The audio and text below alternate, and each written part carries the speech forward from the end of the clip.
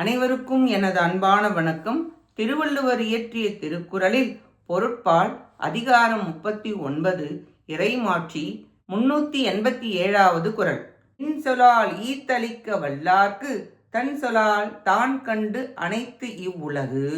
இனிமையான சொல்லோடு துன்புறுவோருக்கு வேண்டியதை கொடுத்து காப்பாற்ற வல்ல அரசன் தன் மனத்தில் கருதியவாறே உலகமும் அமையும்.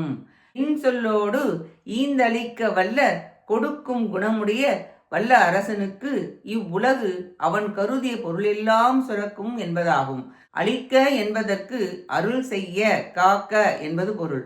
இன்சொல்லால் அரசன் பூலோகம் முழுவதையும் ஆள்வான், உலகம் விரிவடையும். இனிய சொல்லுடனே ஈதலையும் செய்து வேண்டுவோர்க்கு வேண்டுவன அளிக்க வல்ல அரசனுக்கு இவ்வுலகம் தன் புகழோடு தான் கருதிய அளவில் பொருட்களை பெறுவான். என்னென்ன நினைக்கின்றானோ அனைத்தும் உலகு தானே பெற்றுத் தரும். இக்குறளாலும் அரசனின் மாட்சியும் அதன் பயனும் உடன் கூறப்பட்டது. நன்றி, வணக்கம்.